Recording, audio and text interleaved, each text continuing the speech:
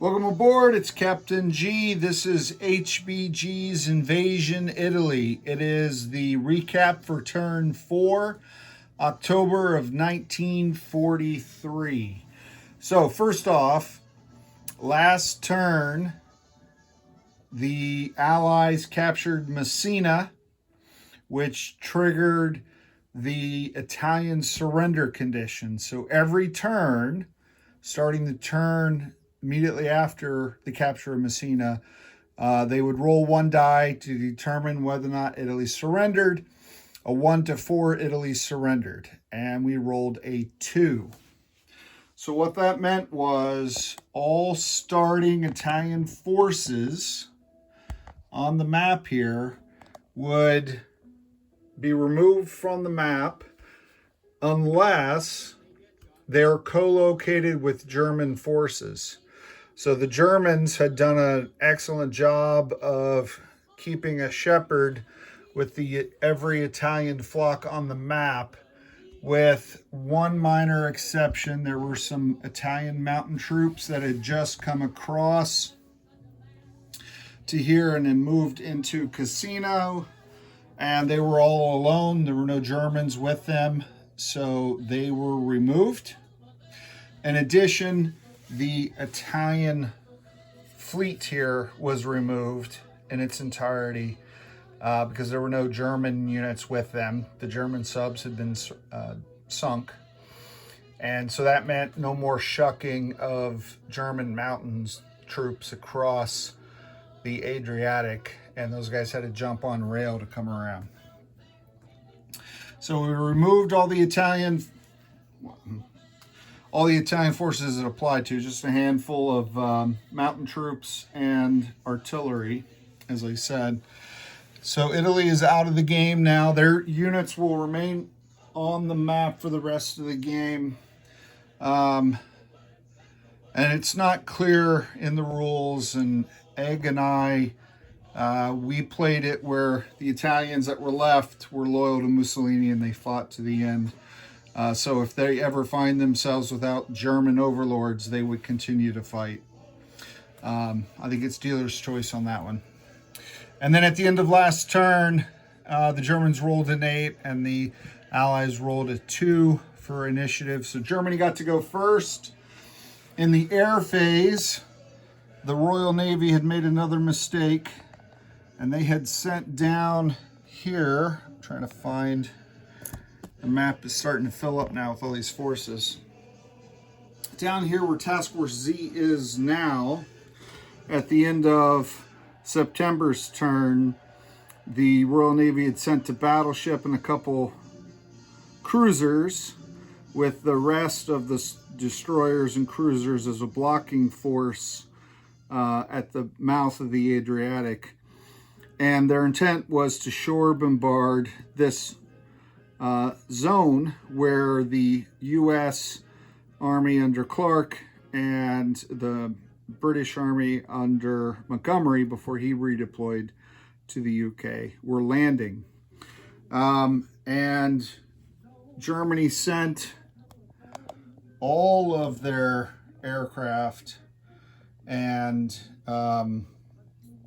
basically I think they lost one fighter from AA, from the Royal Navy, and that was it.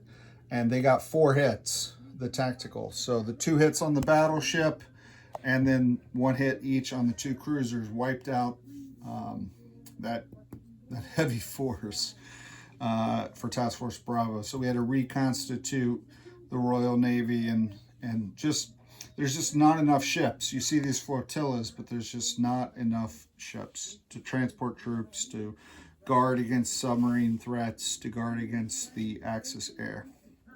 So General Doolittle dispatched U.S. bombers to hit this air base east of Naples, Foggia, but the anti-air there shot down a bomber, and because it's in 2 mountains, the 4s became 2s, and they got minor damage on the airbase that was repaired by the Germans during the reinforcement phase by paying supplies.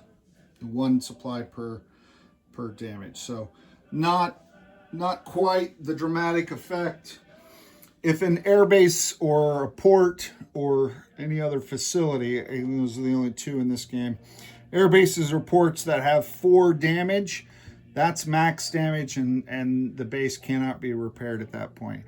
But I think they only got 1 or 2 hits, I don't remember now, and they paid it off. So that was that. So as I alluded to, the Allies did land onto the boot. I thought I was zoomed in. Did land onto the boot. Now, I had toyed with an idea of perhaps landing them up here, but these are mountains. Landing the Americans here and putting the British next to it, but there's no reason to. This territory does nothing. Landing them up here as a blocking force between the city and the 2nd Panzer, but that's just going to get them crushed.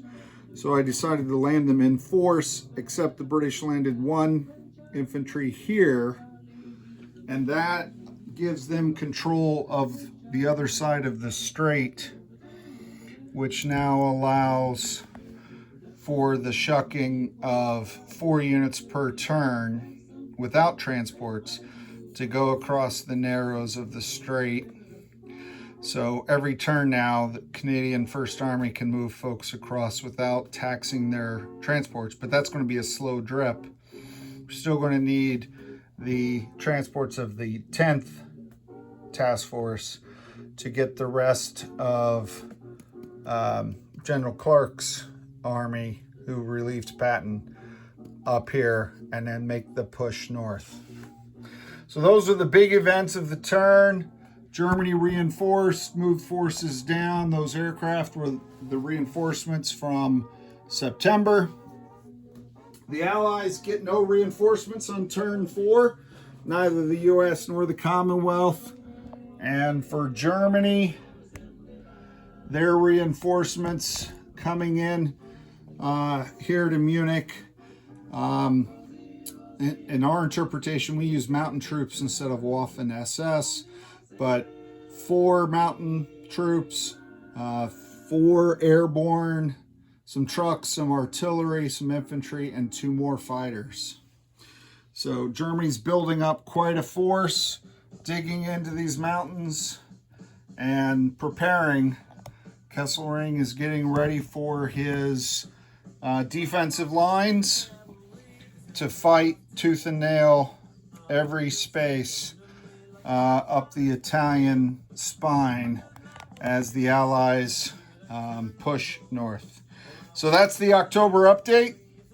I'll play through all of November, which will finish the fall turns, and then we'll transition to December and keep going. This is Captain G. Thanks for watching. Over and out.